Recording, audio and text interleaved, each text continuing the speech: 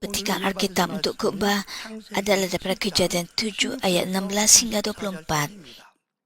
Semua yang masuk ke dalam batra itu ialah jantan dan betina seperti yang diperintahkan Allah kepada Nuh. Kemudian Tuhan menutup pintu batra itu setelah Nuh masuk. 40 hari lamanya banjir melanda bumi dan air itu terus naik sehingga mengangkat batra itu tinggi dari bumi. Air semakin tinggi dan melonjak di atas bumi dan batra itu pun tak apung-apung di permukaan air. Begitu kuatnya pelimpahan air di muka bumi sehingga gunung ganai yang tinggi yang ada lantas tertutuplah seluruh kolong langit. Air itu terus berlimpah hingga melitupi 15 hasta di atas segala gunung. Maka tamatlah hayat semua haiwan yang bergerak di muka bumi, iaitu burung-burung, haiwan ternakan, binatang liar, segala kawanan binatang kecil di bumi, serta semua manusia. Matilah semua yang ada di darat, iaitu semua yang bernafas dengan hidupnya. Begitulah bagaimana Tuhan menghapuskan segala haiwan hidup yang ada di muka bumi, baik manusia, haiwan, binatang yang melata maupun burung-burung, iaitu makhluk di udara. Kesemuanya dihapuskan dari muka bumi. Hanya Nuh serta semua yang ada bersama-sama dalam batra itu diselamat.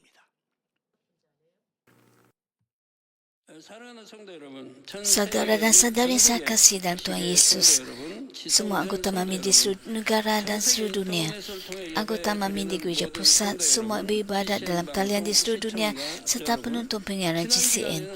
Dalam khotbah yang lalu, saya telah menerangkan perubahan bentuk muka bumi yang berlaku semasa penghakiman banjir besar. Bersambung daripada minggu lalu, hari ini kita akan mengkaji beberapa aspek geologi.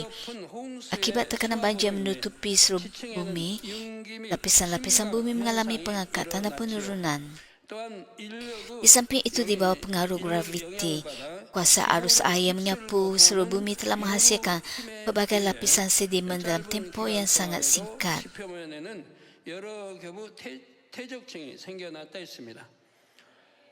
다르 인력, 해의 인력, 그 중간에 지구가 돌면서 거기서 엄청난 힘의 파워열은 무로 돌기 현상 이로해서 Tarikan graviti bulan dan matahari dengan bumi berada di antaranya menghasilkan daya yang amat besar serta gelombang air yang kuat lalu membentuk banyak lapisan sedimen di permukaan bumi. Lapisan ini bukan terbentuk dalam puluhan juta tahun, tapi terbentuk dalam masa yang sangat singkat. Sekiranya para ahli geologi pada hari ini mengkaji geologi dari sudut pandang penciptaan, maka hal itu akan menjadi penyelidikan benar. Namun begitu oleh sebab mereka berusaha menyesuaikan segala-galanya dan teori evolusi, mereka tidak dapat mencapai jawapan yang tepat. Evolusi memaksa penjelasan tentang keadaan yang mustahil, menyebabkan banyak hujan menjadi tidak konsisten.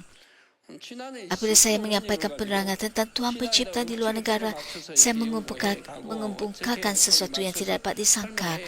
Tuhan satu, Maha Kuasa dan terdapat bukti-bukti reka bentuknya.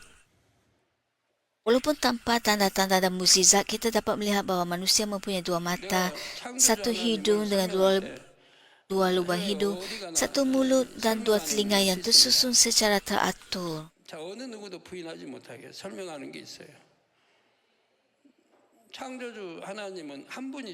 Belalai gajah adalah besar, tetapi tetap terletak di antara mata dan mulut, bukan di tempat lain. Susunannya tetap sama. Dua mata. Susunan yang sama pada hampir semua haiwan hidup, kecuali dalam kes kecacatan atau mutasi tertentu.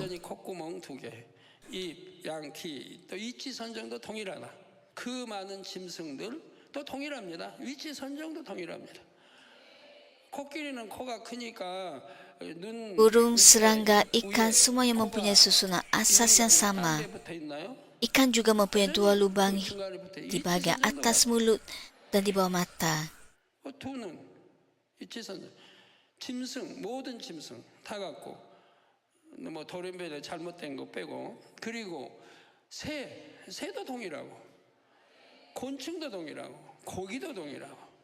Hakikat bahawa begitu banyak haiwan mempunyai susunan yang serupa menunjukkan bahawa semuanya berasal daripada satu reka bentuk oleh pencipta yang sama.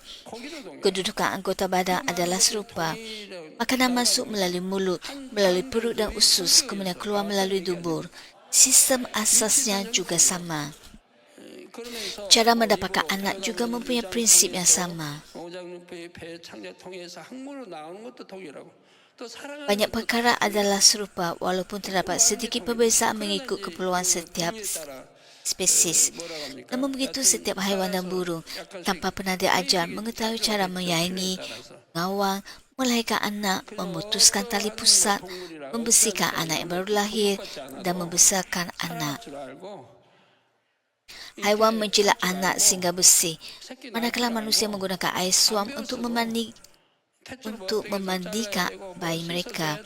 Haiwan juga tahu cara menyusukan anak, dan anak yang baru lahir secara semula jadi akan mencari ibunya dan mula menyusu. Semua ini merupakan anugerah semula jadi yang diberikan oleh Tuhan Bapa. Walaupun kita melihat begitu banyak bukti yang menunjukkan adanya reka bentuk oleh Pencipta, masih ada orang yang hanya menumpukan perhatian kepada teori evolusi. Mereka mendakwa bahawa haiwan hidup cur dari laut, kemudian belajar bernafas di darat, seterusnya mengembangkan kaki, sayap dan sebagainya. Namun begitu, adakah perkara itu masuk akal? 어찌하든 진화에다 초점 맞추려고 하다 보니까 진화에서 어떻게 Bagaimanakah haiwan laut dapat berevolusi? Haiwan itu keluar dari laut, tapi tidak mampu merangkak pun. Bagaimanakah haiwan itu dapat berevolusi tanpa kaki? Siapakah memberikan makanan kepada haiwan itu sepanjang tempoh evolusi yang kononnya berlaku? Siapakah memelihara haiwan itu selama berjuta-juta tahun? Haiwan itu tidak dapat hidup sendiri. Bagaimanakah haiwan laut dapat makan sambil sedang mengembangkan 2 atau 4 kaki sepanjang ribuan atau puluhan ribu tahun? Jika demikian, siapakah memberikan makanan? Hanya dengan meneliti perkara-perkara ini satu demi satu, mengapa orang masih berkeras mempertahankan teori evolusi, suatu dakwah yang peluangnya tidak sampai 1 dalam ratusan juta?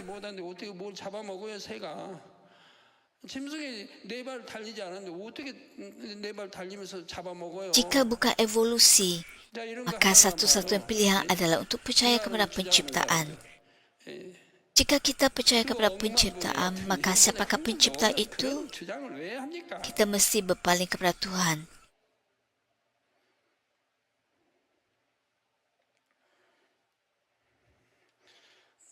Dan Dia ialah satu-satunya Tuhan. Seperti yang saya katakan sebelum ini, sains penciptaan menunjukkan bahawa susunan dan kedudukan segala sesuatu membuktikan bahawa semuanya diciptakan oleh satu pencipta. Hal ini juga membuktikan bahawa Dia ialah Yang Maha Kuasa. Dia memberikan Alkitab kepada kita untuk tujuan pemupukan manusia. Dan di dalamnya Tuhan Pencipta dijelaskan dan terperinci. Alkitab mencatatkan sebab manusia dipupuk, sebab dosa masuk ke dalam dunia, sebab penyakit datang melalui dosa, sebab kematian berlaku, dan sebab terdapat penghakiman syurga serta neraka. Hanya dengan memahami salah satu daripada perkara ini pun, kita dapat mengetahui bahawa Tuhan Pencipta kita hidup dan masih bekerja hingga hari ini. Tuhan adalah kekal dari selama-lamanya sampai selama-lamanya. Namun begitu, di tempat-tempat seperti Eropah, kita dapat melihat papan tanda yang sia-sia yang tertulis, Tuhan sudah mati, bahkan pada kereta dan bas. Ajaran Kristian bermula di sana, tapi di Eropah orang berkata perkara seperti tiada Tuhan, dimatilah hidup. Tanpa Tuhan, hari itu bermasuk hidup dan dosa, makan, minum, mabuk, berkahwin dan hidup dengan sesuka hati. Kemudian tidak terhitung banyaknya orang menghadapi bencana, dan tidak terhitung banyak yang mati kerana penyakit, tapi mereka tidak mengetahui sebabnya. Namun begitu orang yang percaya mengetahui sebabnya. Dalam masa yang singkat, banyak lapisan sedimen telah terbentuk di permukaan bumi. Akibatnya, bentuk muka bumi berubah menjadi sangat berbeza daripada keadaan sebelum banjir. Tekanan air yang sangat besar dan kuasa-kuasa yang dahsyat inilah yang membawa perubahan tersebut. Tekanan air saja sudah amat besar. Jika air melitupi gunung-gunung, termasuk yang paling tinggi, dan melitupi seluruh bumi, maka tekanannya sudah tentu sangat luar biasa. Kapal selam yang diperbuat daripada keluli bahkan tidak mampu bertahan dengan ketekanan pada kedalaman yang melampau.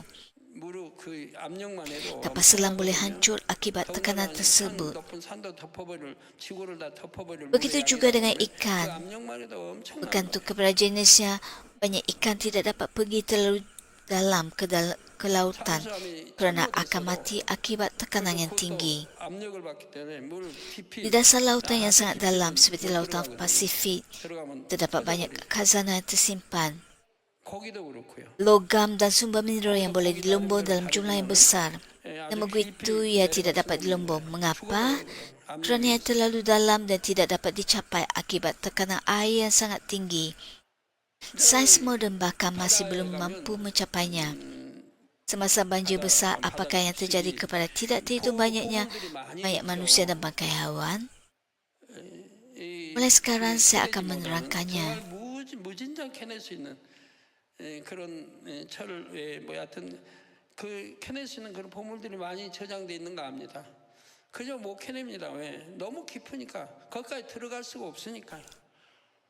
그 수압 Adam 때문에 menetap 들어갈 di 수가 kawasan 없으니까 kini 못 dikenali 캐내는 sebagai tanah 거예요. Israel. 과학으로도. 그러면 대홍수시 죽은 무수한 Dari situ umat manusia berkembang dan secara beransur-ansur meluaskan wilayah mereka. 지금부터는 이에 대해 설명하도록 하겠습니다. 아담이 이 땅에 내려와 Dalam Islam 정착한 moden, 곳은 Timur 지금의 Tengah merupakan pusat 이스라엘의 utama tamadun 땅입니다. manusia pada zaman awal. 이곳을 Kemudian 중심으로 manusia berhijrah ke 점차 Afrika 그 Utara, 영역을 tempat terletaknya 넓혀갔지요. Mesir. Dengan kata lain, Timur Tengah dan Afrika Utara merupakan kawasan sangat padat penduduk pada masa itu. Orang mengetahui iklim kawasan tersebut pada hari ini mungkin tertanya-tanya bagaimana begitu banyak manusia dapat tinggal di sana. Sebelum banjir, iklim dunia berbeza. Kawasan kutub tidaklah sesejuk sekarang dan kawasan khatulistiwa pula tidaklah sepanas sekarang. Oleh itu, Timur Tengah dan Afrika Utara mempunyai iklim yang jauh lebih sesuai untuk didiami berbanding dengan keadaan pada hari ini. Hutan dan padang rumput terdapat dengan banyaknya, menjadikan kawasan-kawasan tersebut sangat sesuai untuk menampung populasi yang padat. Apabila mengambil kira jumlah ternakan yang tidak terhitung banyaknya yang hidup bersama manusia, banjir itu pasti menghasilkan jumlah mayat yang sangat besar di kawasan-kawasan tersebut. Mayat-mayat ini tertembus di dalam lapisan-lapisan bumi apabila bentuk muka bumi berubah, sama ada mengalami penurunan atau pengangkatan semasa banjir berlaku. Pernahkah anda mendengar berita bahawa bandar-bandar telah ditemui di dasar laut? Banyak bandar seperti itu telah ditemui tertimbus di bawah tanah. Dari sudut fizikal, ini hanyalah proses tertimbus di dalam bumi, tetapi dari sudut rohani, ia melambangkan penghakiman oleh Tuhan. 지층이 내려앉거나 솟아오르는 과정에서 사체들이 지층 사이에 묻힌 것입니다. 여러분 지금까지 살면서 뉴스나 여러 개에서 저기 바다 밑이나 이렇게 바다 밑 깊은 바다 밑에 또 도시가 발견되기도 하고 한다는 말 들어보셨나요? Dalam bilangan 16 ayat 31 hingga 33, dicatatkan bagaimana orang menentang Musa dalam kalangan orang Israel telah dihukum dan dibinasakan oleh Tuhan. 민수기 16장 31절에서 33절에 보면 출애굽한 백성 중에 Sebaik saja Musa selesai mengucapkan semua kata itu, terbelahlah tanah di bawah kaki orang itu. Bumi menghangarkan mulutnya dan menelan mereka bersama-sama seisi rumah mereka, juga semua pengikut Korah, beserta segala harta benda mereka. Demikianlah mereka turun hidup-hidup ke alam kubur, beserta semua yang ada pada mereka. Bumi pun tertutup semula dan mereka binasa daripada tengah-tengah jemaah itu. Demikian juga semasa penghakiman banjir besar, Tuhan terlebih dahulu menyebabkan manusia dan haiwan mati lemas. Kemudian bumi menelan mayat-mayat mereka. Hal ini bukan sekadar pengubumian akibat perubahan geologi, tapi secara rohani melambangkan manusia dicampakkan ke dalam kubur bawah yang termasuk dalam neraka. Oleh sebab mayat manusia dan bangkai hewan yang tertimbus itu, kawasan Timur Tengah pada hari ini menghasilkan petroleum yang sangat banyak. 영적으로는 음부를 Adakah anda 의미하는 tahu betapa 땅을 jahatnya 그 hewan? 속으로 던져 Ada hewan yang boleh 버리셨다는 것이지요. menjadi sama jahat seperti manusia. 이렇게 매장된 사람과 Hewan 짐승으로 ini dipenuhi oleh sifat cemburu dan 오늘날 중동 persaingan. 지역에서 Banyak 석유가 hewan 많이 jantan 나오게 yang kuat 되었습니다. menguasai semua 여러분 betina. 짐승들도 Walaupun 얼마나 terdapat 큰 banyak 거 jantan, 아세요? yang paling kuat akan menguasai betina-betina dan menghalang jantan lain daripada mendekati. 시기 질투 강하고요. Di Afrika, setengah jantan 힘센 menghabiskan sepanjang hari 수컷들은 hanya 암컷을 berkeliaran 다 untuk menjaga 지배하는 그런 betina-betina. 짐승들도 많아요. Hewan 수컷이 jantan 많은데도 sentiasa mengawasi 힘으로 안 되니까 untuk memastikan tiada jantan lain berani 전부 menghampiri. 다스리는 거야 암컷을. 수컷이 범접하지 못하게. 어느 수컷은 Ambillah 하루 singa 종일 sebagai contoh. 아프리카에서 하루 종일 돌아만 다닌대요.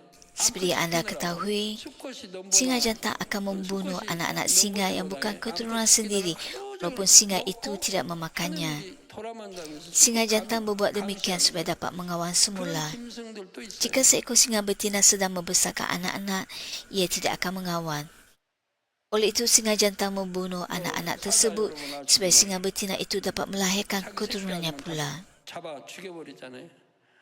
먹지 않는데도 잡아 죽여버리고. Burung dan ikan juga mempunyai sifat cemburu dan 그래야 persaingan. 또 교미를 하고 자기 새끼가 있으면 새끼 키우느라고 교미 안 하니까 그 새끼 다 Bukankah begitu juga dengan haiwan lain? 새끼 낳아야 되니까 그래서 이제 Lihat saja bagaimana haiwan berebut makanan. 하게 되고 Beruang, misalnya, 세독으로 apabila makanan sukar diperoleh, kadang-kadang menggigit anak-anaknya sendiri jika anak-anak cuba memakan hasil buruan.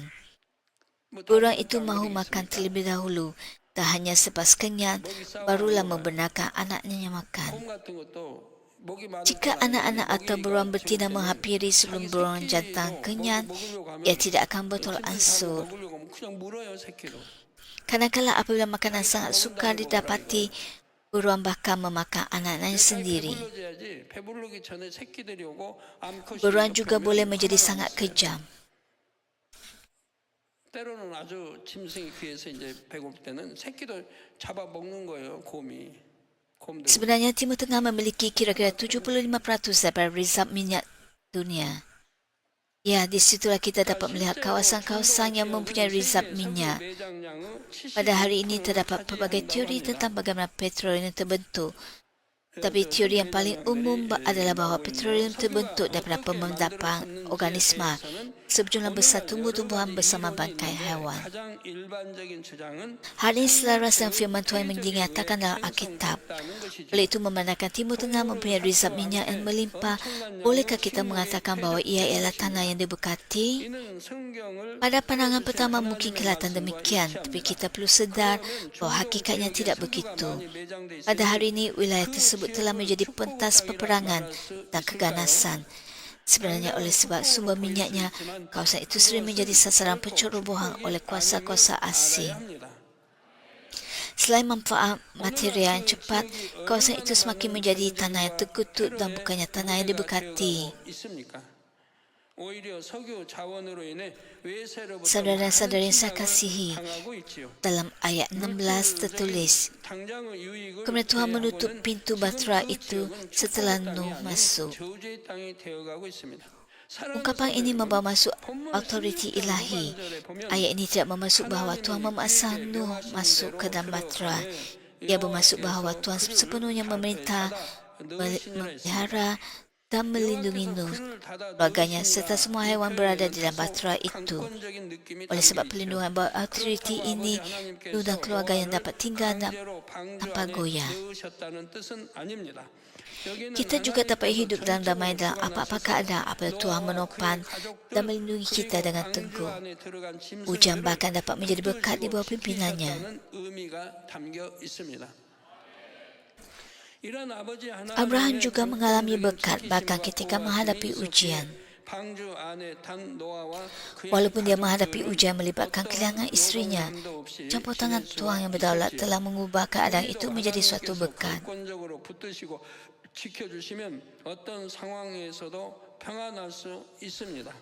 Yusuf juga diberkati ketika melalui pelbagai ujian dan berjaya dalam segala perkara.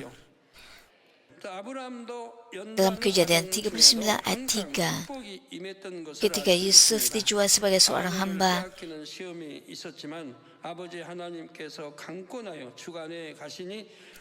tertulis, tuannya melihat betapa Tuhan menyertai Yusuf dan bahwa Tuhan membuat segala sesuatu yang dikerjakannya berjaya. Tuannya menyadari bahwa Tuhan menyertai Yusuf dan melihat bahwa Tuhan membuatkan segala yang dilakukannya berhasil. Walaupun Yusuf kemudian difitnah dan dipenjarakan, Kejadian 39 ayat 23 mencatatkan, ketua penjara itu tidak perlu lagi untuk mengurus segala sesuatu yang sudah dijalankan oleh Yusuf, kerana Tuhan menyertainya dan Tuhan membuat apa yang dikerjakannya berhasil.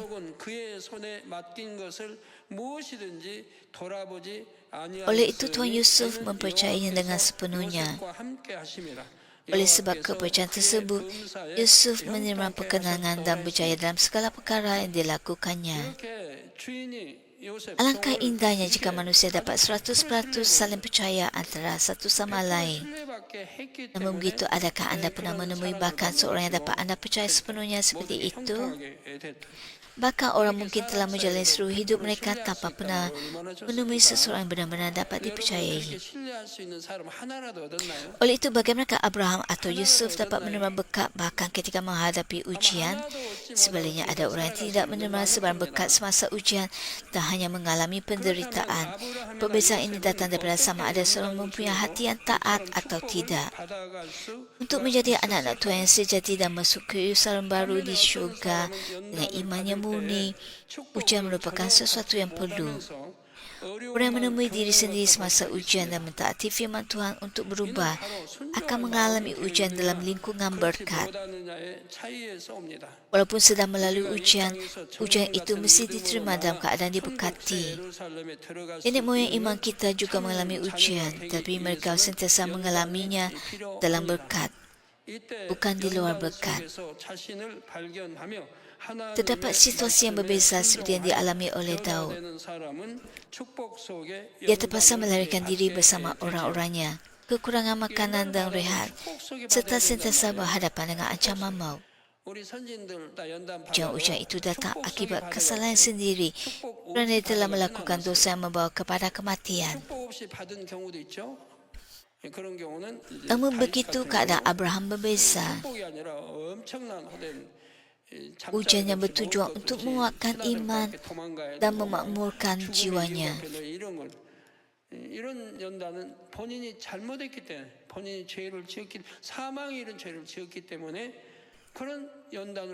Dia menerima ujian sambil diberkati. Oleh itu dia mempunyai banyak orang terlatih dalam isi rumahnya. Dan kerana dia kaya, dia mampu menyediakan keperluan mereka. Hal ini menunjukkan bahawa dia menempuh ujian sambil menerima berkat. Ujian seperti itu bukanlah hukuman kerana kesalahan, tetapi merupakan berkat yang bertujuan untuk memakmurkan jiwa dan mengembangkan iman. Setengah orang mengeluh tentang keadaan mereka, tentang orang lain, bahkan tentang gereja dan Tuhan. Mereka menyalahkan Tuhan sambil menderita akibat kesalahan mereka sendiri, lalu menambahkan kejahatan atas kejahatan, bukannya menemui diri sendiri dan berubah ketika menghadapi ujian. Lebih-lebih lagi apabila ujian datang kerana dosa, mereka tidak bertaubat dan kembali kepada Tuhan. Sebaliknya mereka mencari alasan dan pembenaran untuk diri sendiri. Jika sikap seperti ini berterusan, berkat tidak akan datang semasa ujian. Oleh itu semuanya bergantung kepada ketetapan minda seseorang, iman yang dimiliki, keputusan yang dibuat dan tindakan yang diambil. Semua ini menentukan sama ada kesembuhan atau jawapan doa akan datang dengan cepat. Walaupun berada dalam kesakitan dan penderitaan, seseorang tidak boleh menyimpan rasa kesal terhadap Tuhan. Sebaliknya, dia perlu berasa menyesal dan merendahkan diri di hadapannya. Penderitaan ini berlaku kerana kesalahan saya sendiri. Saya seharusnya berasa malu dan menyesal di hadapan Tuhan. Saya juga berasa sedih kerana orang lain berasa bimbang kerana saya. Oleh itu hati seseorang mesti diubah menjadi hati yang baik dan lemah lembut. Apabila hati berubah sedemikian, cara doanya, cara berdoanya juga akan berubah. Seseorang perlu menempuh ujian dengan kesabaran, kesyukuran dan ketabahan. 마음이 이렇게 정말 선한 마음으로 싹 바뀌어서 온유한 마음, 선한 마음으로 이렇게 바뀌어서 기도를 해도 그렇고 하나하나를 Sudah tentu ada kalanya semasa ujian berkaitan dengan perkara material atau kewangan. Berkat material tidak akan datang. Jika Tuhan memberikan berkat material ketika seseorang sedang diuji dalam aspek material, maka itu bukan lagi suatu ujian. Apabila seseorang menerima ujian dalam perkara material, berkat material melimpah tidak akan datang pada masa itu. Namun begitu orang tetap bersukacita dan mengucapkan syukur akan tetap diberi makanan, diberi pakaian dan dipimpin oleh Tuhan dalam satu cara atau yang lain. Semasa ujian material, walaupun berkat yang melimpah belum diberikan, Tuhan tetap menyediakan keperluan mereka melalui pelbagai cara dan akhirnya membawa mereka kepada kemakmuran serta berkat yang lebih besar.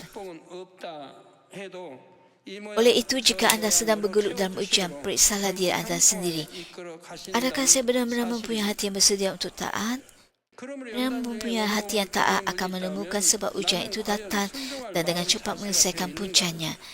Sebaliknya, orang yang tidak mempunyai hati sedemikian sukar untuk mengenal pasti puncanya dan walaupun mereka mengetahuinya, mereka enggan untuk berubah. Semoga anda menjadi seperti Abraham, Yusuf dan Nuh, taat dengan sepenuhnya serta menerima perlindungan dan berkat daripada Tuhan yang berdaulat. Saudara-saudara yang saya kasih, pada tahun ke-600 kehidupan Nuh, pada hari ke-17 bulan kedua, hujan mula turun dan berterusan selama 40 hari, menyebabkan paras air laut meningkat. Pada mulanya batra itu tak angkat dari tanah dan terapung di atas air. Apabila air semakin naik, batra itu berterusan terapung sehingga gunung-gunung yang paling tinggi pun ditenggelami air. Ayat 20 menyatakan bahawa air naik 15 hasta di atas gunung-gunung, kira-kira 7.5 meter, mengikut ukuran pada hari ini, iaitu tepat separuh daripada ketinggian batra yang berukuran 30 hasta.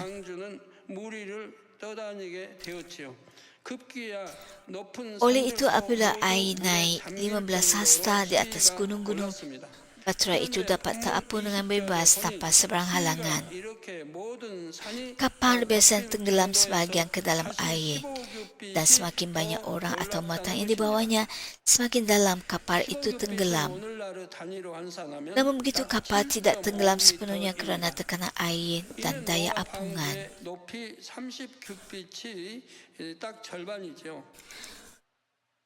Batra Nuh dipenuhi oleh haiwan serta bekalan makanan. Oleh itu, air perlu naik sekurang-kurangnya sehingga separuh daripada ketinggian batra, supaya batra itu dapat terapung dengan selamat. Tanpa ruang keselamatan ini, bahagian bawah batra mungkin akan melanggar puncak gunung, seperti kapal melanggar batu karang, lalu mengakibatkan bahaya.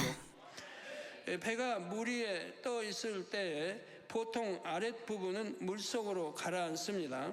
배가 사람이나 화물로 Itulah sebabnya semasa banjir, air naik 15 hasta di atas gunung-gunung. Seperti yang dinyatakan ayat 21 hingga 23, semua makhluk hidup, burung, ternakan, binatang liar, binatang yang melata, dan manusia binasa. 있었습니다. 따라서 적어도 방주 높이의 반 정도만큼 수위가 더 오른다면 Tiada satu pun yang terselamat. 떠다닐 수가 있습니다. 만약 이러한 여유가 없었다면 자칫 무리를 떠다니던 방주의 바닥이 Burung-burung walaupun dapat terbang, bahkan tidak mempunyai tempat untuk hinggap kerana semua gunung telah ditenggelami air. Akhirnya burung jatuh ke dalam air dan mati kerana tidak dapat berterusan terbang tanpa henti atau mencari makanan. 그 결과 본문 21절 23절 말씀처럼 땅 위에 움직이던 Setiap haiwan daratan yang bernafas melalui lubang hidung mati. Mana-mana yang tidak berada di dalam batra, sama ada manusia atau haiwan, tidak dapat melarikan diri daripada penghakiman yang menyeluruh ini. 새는 날 수 있다 해도 높은 Begitu 산장이 juga pada masa 덮어서 hadapan dalam 내려앉을 penghakiman 곳이 takhta 없게 putih 되면 besar, 결국은 semua manusia 가물에 sejak 빠져 죽게 되는 sejak 것입니다. penciptaan 우리 akan 새도 berdiri di 결국 hadapan 가물에 takhta 빠져 penghakiman 죽는다는 거예요. Tuhan. 계속 나라만 다닐 수는 없잖아요. 앉을 곳이 없어요. 그러니까 결국은 다 죽을 수밖에 없지요. 그리고 먹을 양식 찾기도 어렵고요. 육지에 있는 Namun 모든 begitu 것 Elia, 가운데 Henok, 서로 Abraham 힘을 dan 쓰던 Musa 모든 생물이 tidak 다 akan dihakimi. 손댔습니다. 방주 안에 타지 못한 사람이나 짐승은 그 어느 것도 피할 수 없었던 완전한 심판이었죠. Tahukah anda sebabnya? 앞으로 있을 백보자 Dan telah 대심판도 dinyatakan bahawa mereka 마찬가지입니다. tidak mempunyai dosa 그날에는 pribadi 창세 이래 maupun 모든 dosa 사람이 asal. 하나님의 심판대 앞에 서게 됩니다. 단 엘리야, Oleh sebab 에녹, mereka tidak 아브라함, mempunyai 모세 dosa, 이 네 maka 명은 tidak ada sebab 예외입니다. untuk mereka menghadapi penghakiman. 단 이 엘리야, 에녹, 아브라함, 모세는 심판을 받지 않습니다. 왜 그런 줄 아세요? 왜 그래요? 이미 자범죄도 원죄도 하나도 없다고 판정이 내려졌기 때문에 그렇습니다. 자범죄 Mereka 원죄도 memegang 하나도 kedudukan 없다는 tertinggi 거예요. dalam aturan 그러니까 rohani 심판받을 tak akan 이유가 membantu 없는 Tuhan 거죠. Trinity semasa penghakiman besar itu. 이분들은 Sesiapa yang namanya 영원 tidak tertulis dalam 서열 kitab hidup 최상위에 계신 분들로 akan 대심판 tanpa 시 pengecualian 삼위일체 menerima 하나님을 penghukuman kekal 보좌하십니다. pada penghakiman besar dan dicampakkan ke dalam lautan api dan belerang. Seperti yang dinyatakan dalam 2 Korintus 5 ayat 10, kita semua akan dihadapkan ke pengadilan Kristus dan setiap orang akan menerima balasan setimpal dengan perbuatan dalam hidupnya baik ataupun jahat. Hari yang bermaksud semua orang mesti tampil di hadapan takhta penghakiman Kristus kecuali empat orang tersebut dan dihakimi menurut segala yang telah dilakukan di tubuh semasa hidup, sama ada baik ataupun jahat. Saudara-saudari yang saya kasihi, ayat 24 menyatakan 각각 선악간에 선과 악간에 그 몸으로 행한 것을 따라 받으려 합니다. 이게 몸으로 내가 행한. jadi selama 150 hari banjir berluasa di muka bumi. Hujan mula turun pada hari ke-17 bulan kedua dalam tahun ke-600 kehidupan Nuh dan berterusan selama 40 hari. Air kemudian melitupi bumi sehingga hari ke-17 bulan ke-7 menjadikan jumlah keseluruhannya 150 hari. Dalam keadaan ini, gunung-gunung yang paling tinggi sekalipun tenggelam di bawah air, menyerupai keadaan bumi pada permulaan. Pada mulanya, bumi juga dilitupi oleh air dengan sepenuhnya dan roh Tuhan bergerak di atasnya. Kejadian 1 ayat 2 menyatakan roh Allah melayang di atas permukaan air. Sebelum 6 hari penciptaan bermula, bumi dilitupi oleh air. Penghakiman banjir telah mengembalikan keadaan serupa dengan keadaan tersebut. Catatan bahawa seluruh bumi tenggelam di bawah air selama 150 hari dalam sejarah manusia merupakan suatu peristiwa yang benar dan nyata. 인류 역사 가운데 전 지구가 150일 동안 물에 잠겨 있었다는 이